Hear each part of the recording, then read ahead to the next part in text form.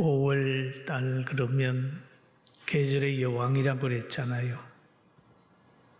어린이날도 어버이 주일도 또 스승의 날도 있는 5월이었습니다. 그런데 꽃피고 잎 피는 계절이 지나면 다시 가을이 맺혀지고 익어가는 여름이 찾아옵니다. 계절의 변화가 있을 때마다 자연은 그 환경 속에서 적응해 가요. 어느 때는 잎 피고 어느 때는 열매 맺고 어느 때는 가을이 익어가고 어느 때는 추수하게 되고 뭐 이런 것들이 늘 이 방법이 있습니다. 같은 게 없어요. 봄이면 씨 뿌리고 여름이면 김 매고 가을이면 추수하는 것처럼 우리 인생 살아가는 것도 마찬가지입니다. 어려서는 살 준비를 하고 학교 가 공부하면 청년이 되면은 결혼해서 가정을 꾸리고 또 출산하게 되고 어머니 아버지가 되고 자녀 잘 양육하면 노년이 되면 우리 조상들이 간 그 세계를 갈 준비를 하는 거죠. 그 인생이에요. 그런데 그 모든 기간 동안에 하나님이 나이마다 시대마다 하나님의 요구가 있습니다. 그거를 누가 깨달았느냐 하면 여러분과 저도 깨달을 수 있지만은 세상에서 가장 지혜롭다고 하는 솔로몬 왕이 인생을 다 살고 난 후에 전도서에 고백하기를 범사에 기한이 있고 때가 있다. 날 때가 있으면 죽을 때가 있고 버릴 때가 있으면 다시 취할 때가 있다. 라고 하는 얘기를 쭉 하고 있습니다. 그러면 오늘을 사는 우리들은 뭘 할 때냐라고 하는 걸 또 생각을 해봐야 됩니다. 오늘 성경에 나오는 오순절날에 제자들에게 하나님이 부탁한 내용이 있어요. 그런데 그 때는 어떤 때냐? 예루살렘을 떠나지 말고 하나님의 약속을 기다릴 때다. 그렇게 말하니까 예수님의 말씀대로 박해가 있고 견디기 힘든 예루살렘의 죄자들과 예수님의 육신의 가족과 그리고 120문도가 그 마가의 다락방에 가가지고 열심히 기도를 합니다. 한 마음으로 기도해요. 그들은 하나님의 약속을 믿고 예루살렘에서 열심히 기도했습니다. 기도할 때였어요, 그들은. 그랬더니 변화가 오는데 성경은 이렇게 얘기를 합니다. 혼련이 하늘로부터 그러지. 급하고 강한 바람 같은 소리가 있어 그들이 앉은 온 집에 가득하며 마치 불의 혀처럼 갈라지는 것들이 그들에게 보여 각 사람 위에 하나씩 임하여 있더니 그들이 다 성령의 충만함을 받고 성령이 말하게 하심을 따라 다른 언어로 말하기를 시작하니라. 그렇게 얘기를 합니다. 그런 역사가 났다.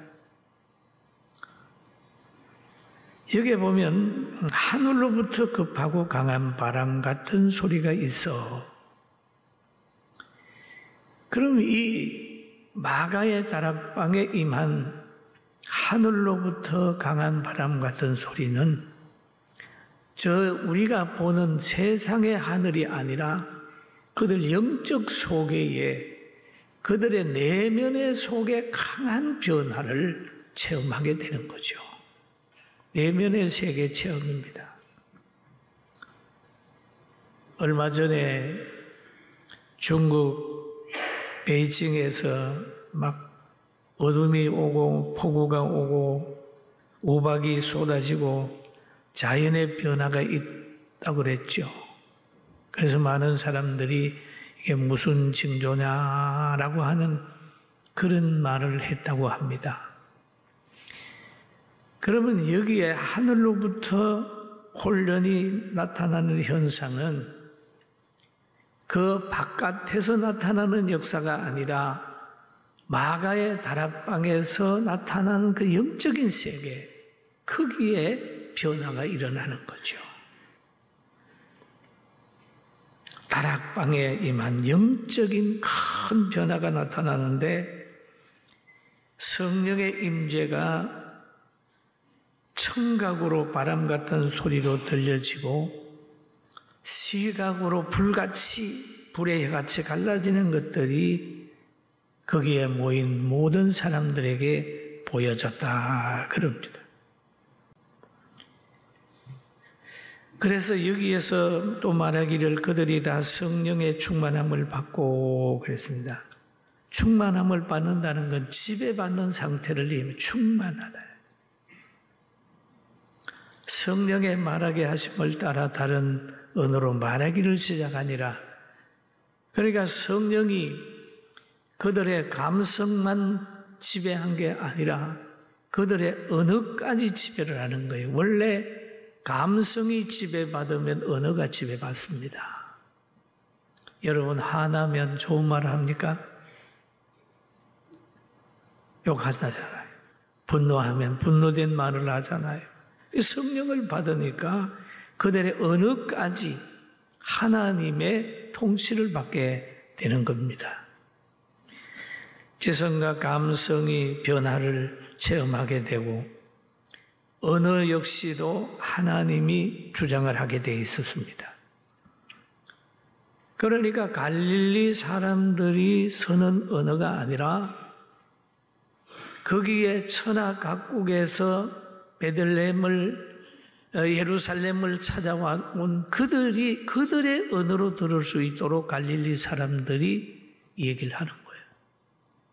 신비한 거죠. 방언으로 하나님의 신비한 세계를 얘기를 하는 겁니다. 그러니까 이 소리를 들은 사람들이 성경에 그런 말 있죠. 이 소리가 난 후에 큰 무리가 모여 각각 자기의 방언으로 제자들이 말하는 것을 듣고 소동하여 다 놀라 신기하게 여겨 이르되 보라, 이 말하는 사람들이 다 갈릴리 사람이 아니냐? 그런 말. 각처에 모인 이들이 소동하는 거예요. 듣고 소동하는 거예요. 다 놀라 신기하게 여겼다. 그도 그럴 것이 여러분 가정이나 동네에 공부를 미국도 한 번 안 갔다 온 사람이 영어를 유창하게 하든지 독일 말을 배우지 않고 중국말 배우지 않은데 그 말을 유창하게 하면 깜짝 놀라잖아요. 아유, 저 사람이 언제 저 언어를 배웠지? 하고 듣고 놀라는 거 아닙니까? 이들 역시도 갈릴리 사람들이 막 그래 하니까 그곳에 모인 사람들 보면 굉장히 여러 곳의 사람들이에요. 지역마다 그 지역에 방언이 있는데 서로 간에 잘 안 통하는 방언 많잖아요. 그래서 이 오순절의 역사는 하나님 편에서 보면 일반적이고 보편적입니다. 하나님은 다 할 수 있으니까요. 안 배운 것도 하고 배운 것도 하고 듣지 않는 것도 생각나게 하는 능력이 하나님께 있기 때문에 하나님 편에서 보면 아주 보편적이에요. 하나님 편에서 보면 홍해가 갈라지는 것은 할 수 있는 거잖아요. 네? 그 사람 편에서 보면 신기한 거라고요. 왜냐하면 사람들은 배운 것만 알잖아요. 눈에 보이는 것만 믿으려고 하기 때문에 그런 거예요. 그런데 사람들은 지역마다 나라마다 어느 장벽이 있기 때문에 말이 잘 안 통하게 되는 겁니다. 그러면 우리가 하나님이 아담과 하와를 창조하시고 이 땅에 그 에덴 동산을 만들어 주신 그 하나님께서 원래는 언어가 하나입니다. 그러면 이 언어가 언제 이렇게 쪼개졌느냐, 혼잡해졌느냐 하는 그런 기원이 성경에 나와 있습니다. 사람들이 타락해가지고 있을 때 하나님께서 보시고 창조한 자체를 그냥 안타깝게 생각하시고 홍수 심판으로 사람을 멸했습니다. 그래서 코로 숨쉬는 모든 짐승과 사람을 멸한 후에 노아의 가족만 구원해 줬어요. 그러니까 그 가정이 구원받은 다음에 아주 땅도 많고 번성하게 됐어요.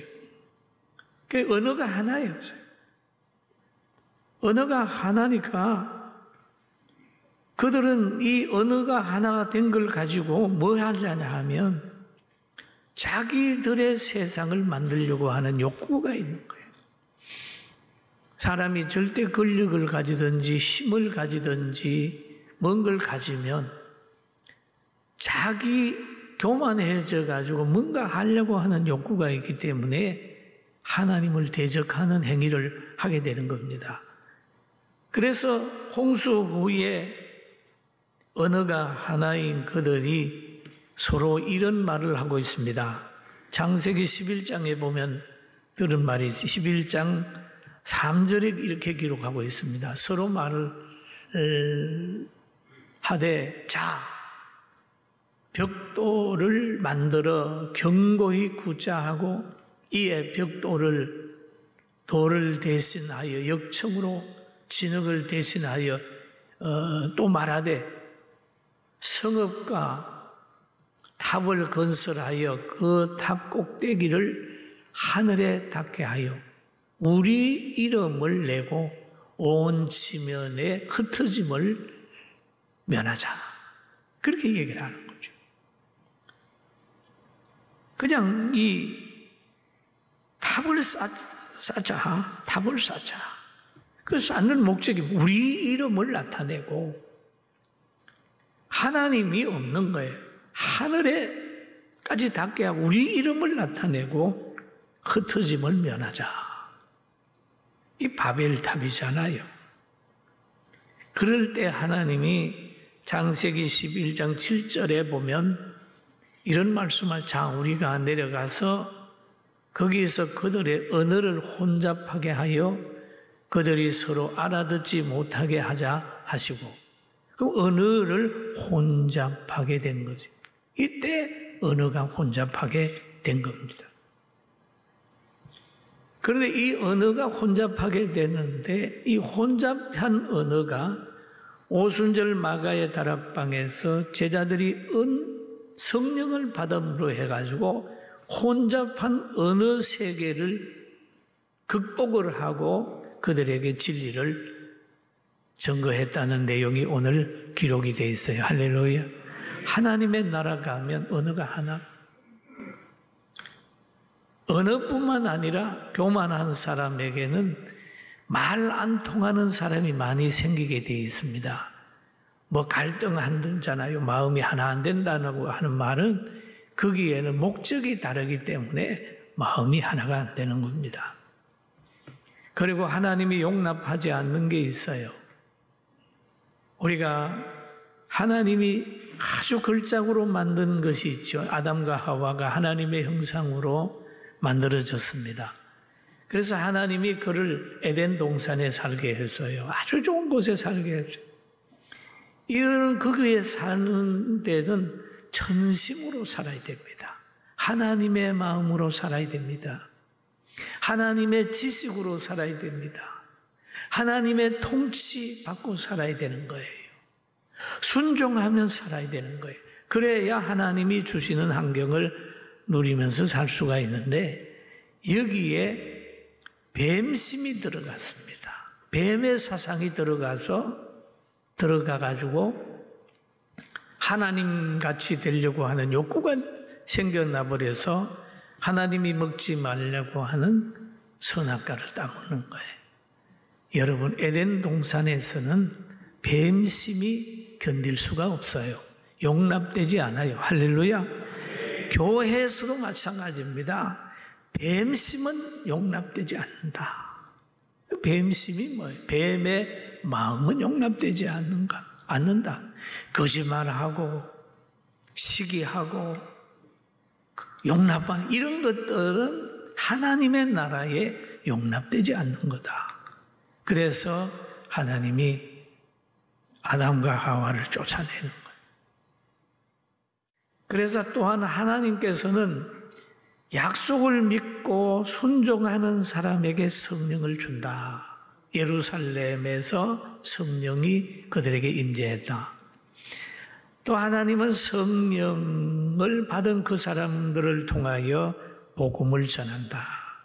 하나님의 나라의 기쁨을, 신비스러움을 그들에게 전하게 되는 겁니다. 오늘 성경에 보면 그럽니다. 사도와 함께 모여 그들에게 분부하여 이르시되 예루살렘을 떠나지 말고 내게서 들은 바 아버지의 약속하신 것을 기다리라. 그렇게 1장 4절에 얘기를 합니다. 이 말을 들은 제자들이 예루살렘을 떠나지 아니하고 마가의 다락방에서 가서 기도를 합니다. 이게 오순절의 역사로 연결이 되는 거예요. 그러면 성령 받은 사람은 성령의 지배를 받아가지고 온 사람들에게 복음을 선포하게 되는 겁니다. 여기에서는 인간의 소리가 아닙니다. 이성의 소리가 아니라 천상의 소리, 하나님의 신비스러운 말씀을 전하는 거죠. 또 이들 중에 한 사람, 사도 요한 같은 사람은 그렇게 많은 사람이 죽이려고 했지만은 그는 죽지 아니하고 밤모섬까지 유배가 가지고 계시록을 기록을 해서 오늘날 성경 제일 마지막 장에 붙어 있지 않습니까? 하나님은 성령의 사람을 통하여 일하시고 복음 전파한다는 사실을 알고 우리도 성령의 사람이 되기를 주님의 이름으로 축원합니다. 아멘. 그래서 이들이 평가를 하는 거예요. 다 놀라며 당황하여 서로 이르되 이 어찌 됨이냐 하며 어떤 이들은 조롱하며 이르되 그들이 세술에 취하였다 하더라. 조롱하여 그렇습니다. 조롱하여. 기분 나쁘잖아요. 조롱하는 거. 그래 어떤 이들은 전체 다는 아닐 수 있잖아요. 어떤 이들은 그러잖아요. 사람들은 자기 생각대로 늘 말을 하는 거예요. 어떤 사람은 자기 편만 보호를 해요.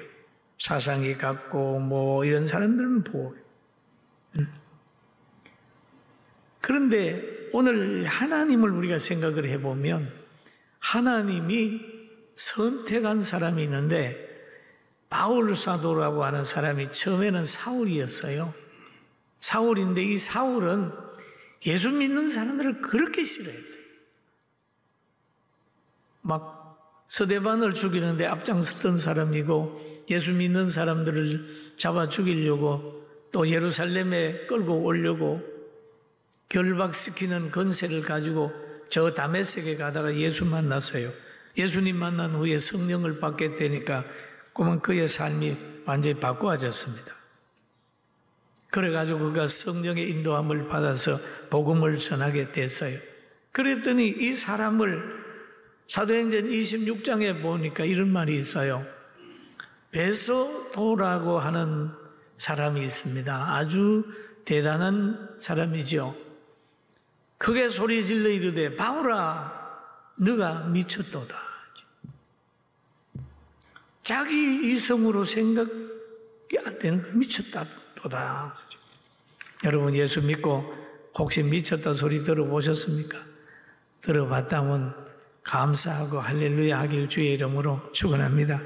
왜? 보통 사람 보고 미쳤다 소리 안 해요. 타협하는 사람 보고 미쳤다 소리 안 해요.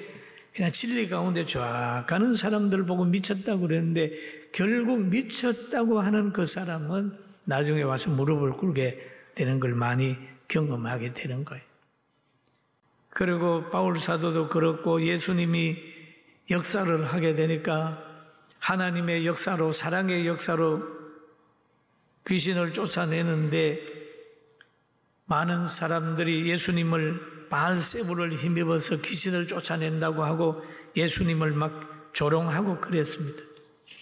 얼마나 조롱했느냐 하면 막 침을 뱉고 머리를 막 갈대로 치면서 그렇게 조롱했어요. 여러분 신앙생활 하다가 또는 무시당하고 조롱받을 때라도 주님 생각하면서 성령 충만해서 기쁘고 할렐루야 찬송하게 되길 주의 이름으로 축원합니다. 사랑하는 성도 여러분, 우리가 천국을 전하고 또 예수님을 사랑하고 그래야 됩니다. 그런데 사도들이 전하는 것을 보면 이해 못할 게 많이 있을 거예요. 미친 사람으로 또 이 얘기하는 사람도 있을 수 있을 겁니다. 왜? 부활을 믿는 사람들은 예수 제자들의 말을 들으면 이해가 가는 거예요. 그러나 부활을 모르는 사람들에게 예수님은 구주입니다. 예수님은 하나님의 아들입니다. 예수님은 전능자입니다. 또 예수님이 부활하셨습니다. 그러면 미친 사람으로 보는 거죠. 그러나 정상이 미친 사람으로 보일 때가 있으니까 말을 보지 말고 성경을 보면서 위로받게 되길 주의 이름으로 축원합니다.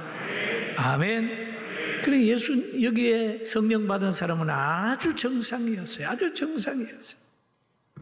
그런데 조롱하는 사람이 있고 미쳤다고 하는 사람이 있었습니다. 그리고 세술에 취했다고 하는 사람들도 있었습니다. 오늘 여러분 우리는 1차 기도가 끝나고 2차 기도가 6월 1일부터 또 시작이 됐어요. 언제까지 기도를 하냐 하면 이 2차 기도가 끝나게 되면은 여러 날이 걸리는 거예요. 1000일이라고 하면 3년 아닙니까? 3년. 2003년 2023년 8월 달까지 쫙 일일 기도를 그 기간 동안에 엄청난 변화가 기대됩니다. 할렐루야. 나라도 변화가 될 거고 교회도 변화가 될 건데 이 어려운 환경들을 우리가 시대의 엘리야 되어서 열심히 기도하고 잘 극복하고 오순절 마가의 다락방에서 성령 받은 이들의 모습을 가지고 초대교회를 이끌어 가는 것처럼 우리 모두가 그렇게 되고 영육간에 행복하기를 여러분의 가정에 행복하길 주의 이름으로 축원합니다. 병원에 있는 분들도 회복되기를 주의 이름으로 축원합니다. 가정에 계시는 분들도 그 가정에서 승리하길 주의 이름으로 축원합니다. 해외에 있는 분들도 승리하면서 잘 마치고 돌아오기를 주의 이름으로 축원합니다. 여러분 오늘 한국교회는 그럽니다. 예배를 회복하자 특별히 기도하는 날로 오늘 정해서 교회마다 열심히 회복을 위해 기도하게 될 겁니다. 오늘 이 시간 여러분 성령 안에서 온전히 회복되기를 주의 이름으로 축원합니다.